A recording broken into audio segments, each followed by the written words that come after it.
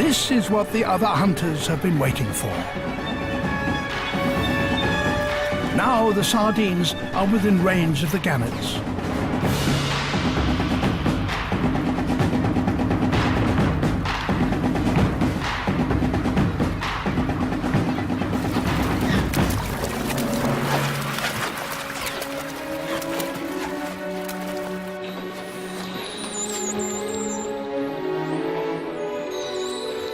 The bait balls form and reform, seldom lasting longer than a few minutes each.